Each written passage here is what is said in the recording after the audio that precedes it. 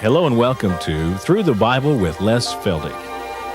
An Oklahoma rancher and farmer, Les Feldick has been teaching homestyle Bible classes for 20 years in Iowa, Oklahoma, and Texas.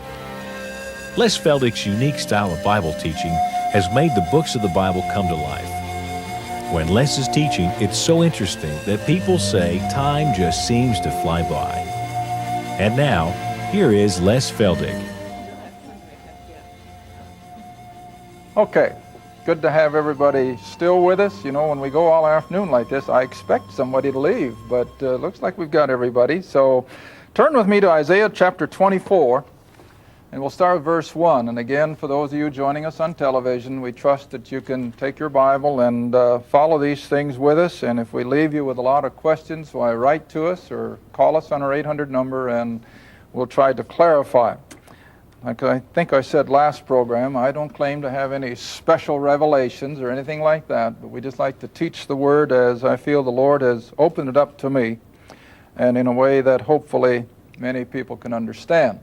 I haven't mentioned for a few weeks now, remember that all of the previous programs dating from Genesis 1:1 on up through the present are available on videotape. We put 12 programs or 6 hours on one tape, and we can send them out for a donation of $25 to the ministry. So if you're interested, give us a call or drop us a note. All right, Isaiah 24. Now for a little quick review of our last lesson. You remember, we come out of the tribulation and Christ returns and the kingdom is now coming on the scene, and the earth, remember, will be lifted from the curse. It'll be as it was back in the Garden of Eden before sin entered. It's going to be glorious. It's going to be beautiful. All right, at his second coming, this escaping remnant of Jews who went out in unbelief, and remember now, this is a mixed group. They are not the 144,000. This is Matthew 24, beginning with Matthew 24, beginning with verse 15. And remember, it speaks of those who are on the housetop and those who have children. And so it's going to be old and young. It's going to be men and women, boys and girls. It's going to be a mixed group of Jews who will escape, where God will protect them for that last 3.5 years, so that when Christ returns in glory, and remember we saw in Matthew 24, they're going to see Him coming in power and great glory. And then in our closing moments, we took you back to Zechariah, where they're going to see the nail prints in His hands, they're going to see the wound in His side, and rather than by faith as we will, they will by sight believe and know that He is their King, their Messiah, their Savior. And so this group of Jews will come up into the kingdom as the nation of Israel, and by far the largest number of any one nation that will go into the kingdom. All right, now we've got the nation of Israel established. They're going to be, remember, ruled by the 12 apostles, ruling on 12 thrones. Now let's pick up the Gentiles. God hasn't forgotten about the Gentiles by any stretch of the imagination, even though the age of grace was primarily to Gentiles. Yet, even during the tribulation, God has still been preparing Gentiles to go into the kingdom in ordinary flesh and blood bodies. Because you have to remember, the kingdom is going to see a tremendous population explosion. So that by the end of that 1,000 years, when Satan will be released to test them once again, there will be probably as many people on the earth or more than there are right now. So now in Isaiah chapter 24, we're going to pick up these Gentiles. We're going to begin with verse 1, and again, it's a graphic description of the tribulation as we have been studying it now for the last several weeks. Behold, the Lord maketh the earth empty, maketh it waste, and turneth it upside down. Now, we've been talking about the cataclysmic things that are going to happen to this planet during those final 7 years of human history. And He scattereth abroad the inhabitants thereof. And it shall be as with the people, so with the priest, as with the servant, so with his master, as with the maid, so with her mistress, with the buyer, so with the seller, with the lender, so with the borrower, as with that taker of usury, so with the giver. In other words, everyone is going to come under this tremendous cataclysmic 7-year period of events. Verse 3, the land shall be utterly emptied and spoiled, for the Lord hath spoken this word. Verse 4, the earth mourneth and fadeth away under these judgments. The world languisheth and fadeth away. The haughty people of the earth do languish. Even their wealth is not going to protect them. The earth also is defiled under the inhabitants thereof, because they have transgressed the laws, that is, the laws of God, the basic morality that He laid down back there in the Ten Commandments, if that's the way it makes you more comfortable. Changed the ordinance, broken the everlasting covenant. In other words, they have been totally disobedient to everything that God has instructed. Verse 6, therefore hath the curse that began with Adam, therefore hath the curse devoured the earth. Because, see, it's because of sin that all of these things are going to come on the earth. And they that dwell therein are desolate. Therefore the inhabitants of the earth are burned. And yes, there could be tremendous amounts of nuclear energy released. In fact, it's in the news, just lately again, where the Soviets are, what shall I say?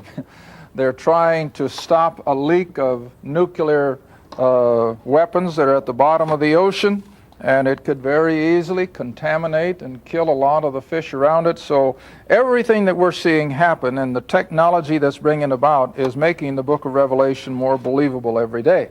Well, anyway, the earth is burned, but I always have my classes underline those last 1, 2, 3, 4 words.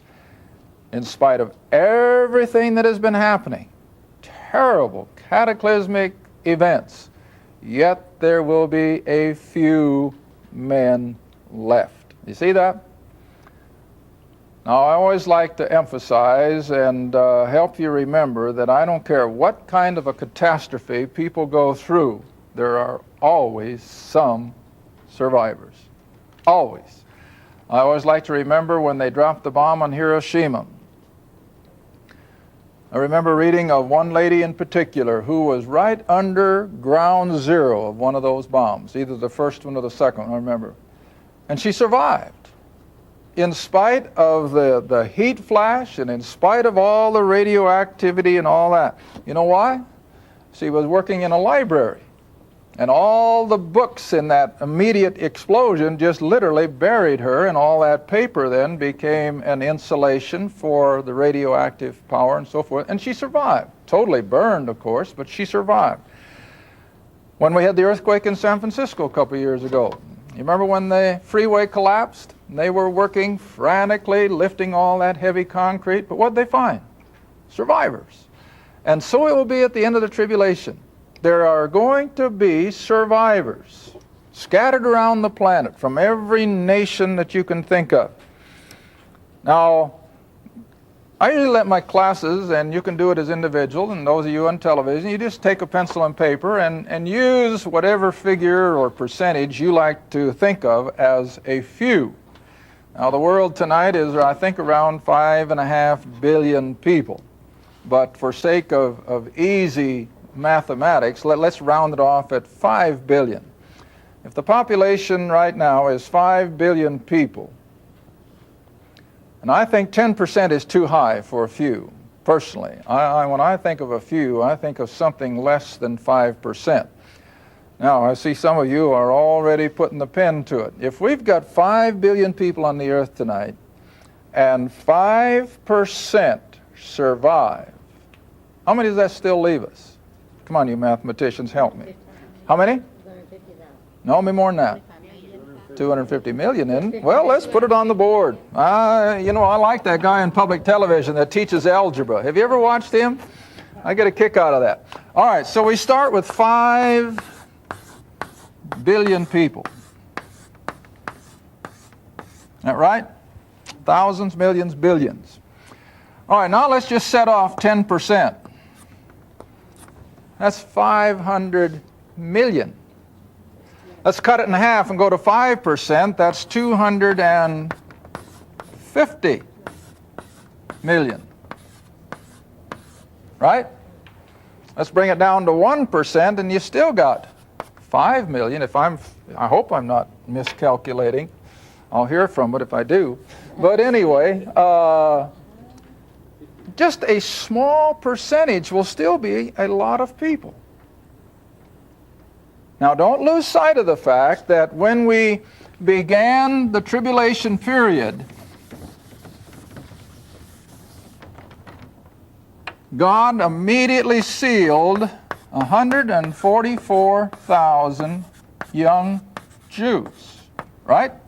See, they're not this remnant. This is a totally different group. What do those 144,000 Jews do? Well, they take the gospel of the kingdom, the same gospel that Jesus began back in Matthew when he said the kingdom of heaven is at hand. These 144,000 Jews, with this event, of course, just 7 years down the road, they're going to be proclaiming to the world the king and the kingdom is at hand. That's going to be their basic message. Now, of course, salvation will always be based on the cross. Don't misunderstand that. But their basic message will be the king is coming to set up his kingdom. And they're going to go around the world with that. Not just the nation of Israel, but it's going to go to the whole world, every tribe and tongue and nation. Now, I feel that whether there'll be other Jews saved during the tribulation period other than this, I don't know. But I know that these 144,000 Jews will be ministering to the Gentile nations.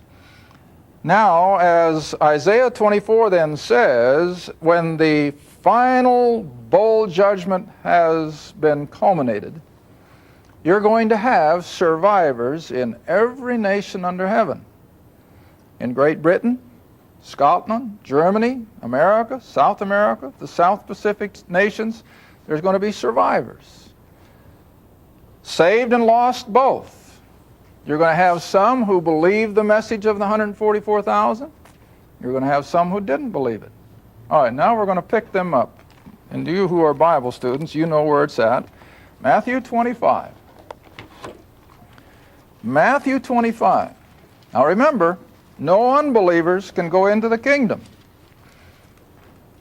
because Satan is going to be locked up, and we're going to start out with a generation of parents who are believers. There are not going to be any unbelievers going into the kingdom. Now in Matthew 25, we have the perfect description of how God's going to do it. Now always remember, we're dealing at a point in time now where the supernatural will almost become commonplace. And so you're going to have this great gathering of these survivors, and they're going to bring them to Jerusalem. All right, verse 31 of Matthew 25. Matthew 25, verse 31. When the Son of Man shall come in his glory. Now watch the language here. And this is Jesus speaking. And all the holy angels with him, then, in other words, this is his second coming, then shall he sit upon the throne of his glory. And we've established in previous lessons that that will be in Jerusalem. See? Verse 32. And before him shall be gathered all nations. Now, of course, the biggest percentage of the nations are gone. They've been killed. They've been devastated. But what have we got? We've got this small percentage of survivors who are representatives of their nation. In other words, America, where there are 250 million or more, and if 2.5% of them survive, again, what are we coming up with? Well, I don't want to figure that in my head. But anyway, you're still coming up with quite a few people that will be representatives of the United States of America. Saved and lost. Now you're going to have the same thing with all the nations of the world, because that's why the word is plural. All these survivors then will be supernaturally brought to Jerusalem and before the king. All right? Verse 32. Reading on. Before him shall be gathered all nations, and he, that is the king, shall separate them one from another, as a shepherd divides sheep from the goats. In other words, he is providentially going to sort the believers from the unbelievers. Now, the analogy here, remember, is sheep and goats, only for sake of illustration. Verse 33, so he sets the sheep on his right hand, the goats on the left. Then shall the, what's the next word? King. See, he's already on the throne. His kingdom is at its beginning now. It's on the earth, and he's getting ready to get the whole thing moving. And so then shall the king say unto them on his right hand, that would be the sheep in the analogy, come, you blessed of my Father, inherit the what? There it is. See how this word kingdom just keeps coming up? Inherit the kingdom prepared for you from the foundation of the world. Now that's nothing new to you, is it? What does Ephesians 1 tell us? When were we chosen? When were we in the mind of God? From before the foundation of the world, see? And so it's nothing different. God in his foreknowledge knew exactly which one of these Gentiles would hear the gospel of the kingdom from the 144,000 and believe. So he can say honestly that this was prepared for them before the world was ever created. Now verse 35. Now remember, this isn't what saved them. This is what distinguished them as believers. I was hungry, Jesus says, and you gave me food. I was thirsty, and you gave me drink. I was a stranger, you took me in. Let me add the verb. I was naked, and you clothed me. I was sick, and you visited me.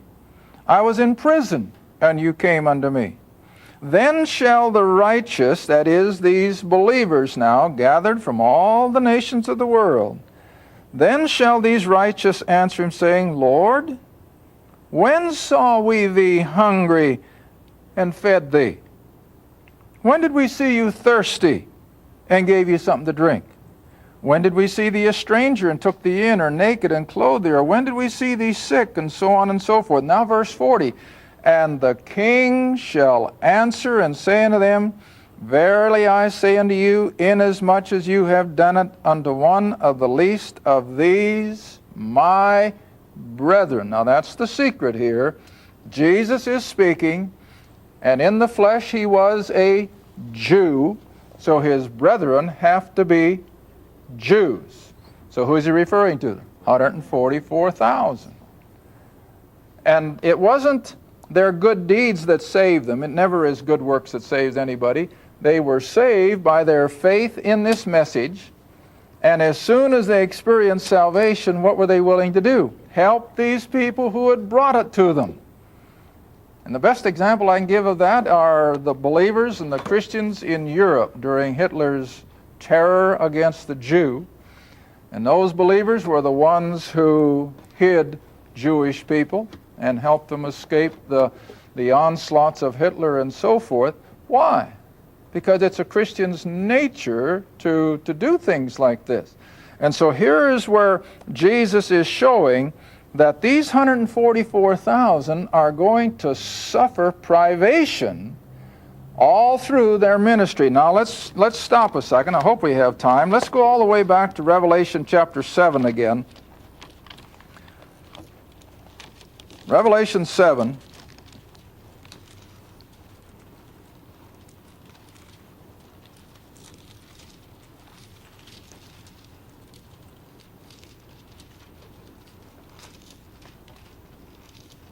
Got it? Revelation 7.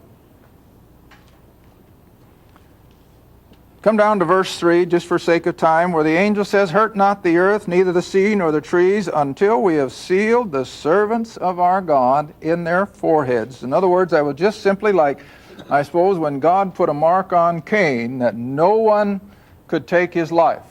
Now, it's the same way with these 144,000. They were sealed so that no one could take their life. And you come down and you see all the 12,000 of each one of the 12 tribes, and they go out then and they proclaim the gospel of the kingdom. Now, to see also how this fits with Matthew 25, come down to verse 16. These are the privations that believers, as well as these 144,000, will suffer during this 7-year period. They shall hunger no more. Now, you want to remember, we're coming back to that mark of the beast in the forehead or the palm of the hand that we talked about several weeks ago. If people have that mark of the beast, they will never succumb to the gospel of the kingdom. If they don't have the mark of the beast, they will be eligible for this salvation, but they'll not be able to buy or sell or transact business. Consequently, 7 years is a long time. If you can't buy groceries, 7 years can be a long time if you can't pay your rent or make a house payment, or buy gasoline, or pay a doctor bill. You can do nothing if you don't have some means of exchange. And they're not going to have it. And so they're going to end up hungry, thirsty, naked. See? All right, now then come back to chapter 25 in Matthew. And so these 144,000 are going to suffer these same privations. No one can take their life, but they'll be thrown in prison. They're going to be hungry. And so the only sustenance they have is these believers now, realizing what a salvation these Jews have brought them, will sacrifice, no doubt, whatever little bit they have to help these 144,000. And now then, Jesus said, inasmuch as you did it unto them, you really did it to me. Now, this is the only setting that fits. You can't put this into anything else. It's just simply the response of these believers who have survived the awful, awful events of the tribulation. And Jesus now says, come on down to verse, let's see.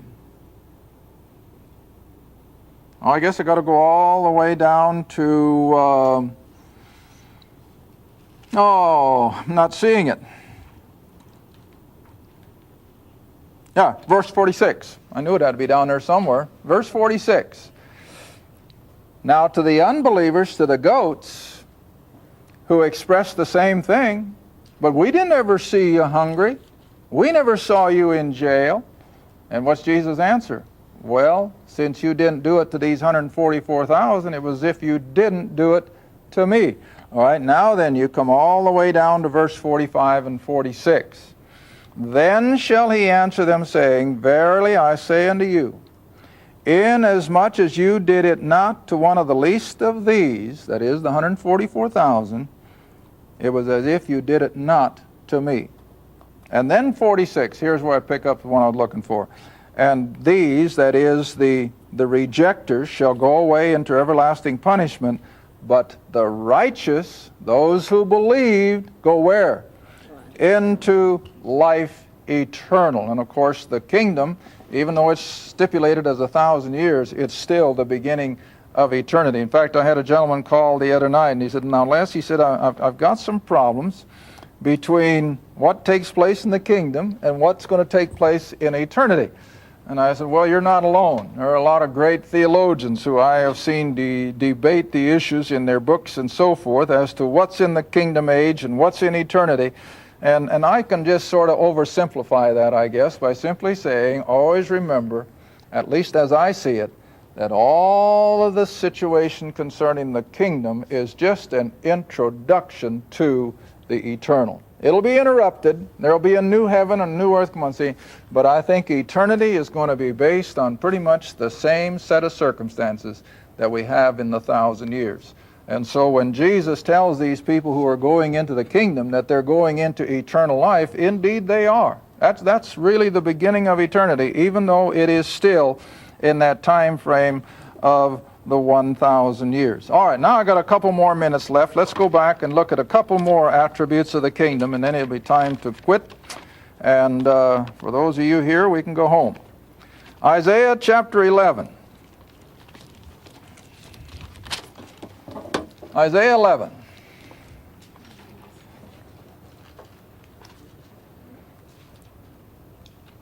I think we have time to just start at verse 1. Isaiah 11,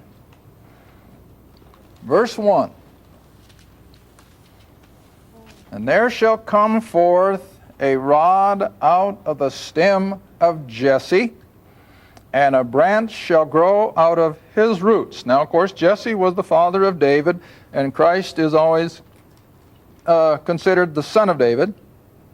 And so we're speaking of the branch here as the Messiah, the Christ. Now verse 2, and the Spirit of the Lord shall rest upon him, the Spirit of wisdom and understanding, of counsel and might, the Spirit of knowledge and the fear of the Lord. Now those are all attributes of the Spirit that are also indicative of the Christ. Verse 3, and they shall make him of quick understanding in the fear of the Lord, and he shall not rule after the sight of his eyes, nor reprove after the hearing of his ears, but with righteousness he shall judge or rule the poor, and reprove with equity for the meek of the earth. You know, I reminded you here several weeks ago. What do those words remind you of in the New Testament? The Beatitudes. See, this is where the Beatitudes become then the very constitution of the kingdom. All right, read on. And with the rod of his mouth and the breath of his lips he shall slay the wicked, which of course he did there at Armageddon in the final hours of the tribulation. Now verse 5, we come back again into the kingdom. And righteousness shall be the girdle of his loins, and faithfulness the girdle of his reins. Now look at verse 6. This is all on the earth. And when animal lovers ask me, are there going to be animals in heaven? Yes, here it is. The wolf will dwell with the lamb, the leopard shall lie down with the kid, the calf, and the young lion and the fatling together, and a little child shall lead them. Where did that little child come from? From believing parents, see? And the cow and the bear shall feed, their young ones shall lie down together, the lion will eat straw like the ox, as it was before sin entered. Neither shall they hurt nor destroy in all my holy mountain, for the earth shall be full of the knowledge of the Lord. Thank you for watching Through the Bible with Les Feldick, a weekly Bible study. If you would like more information about the Les Feldick Ministries, a Bible study in your area, or about this program, write to Les Feldick Ministries, Route 1, Box 760, Kinta, Oklahoma, 74552. That's Route 1, Box 760, Kinta, Oklahoma, 74552. Through the Bible with Les Feldick is viewer supported, and your gift is appreciated. Thank you, and be sure to tune in next time for Through the Bible with Les Feldick.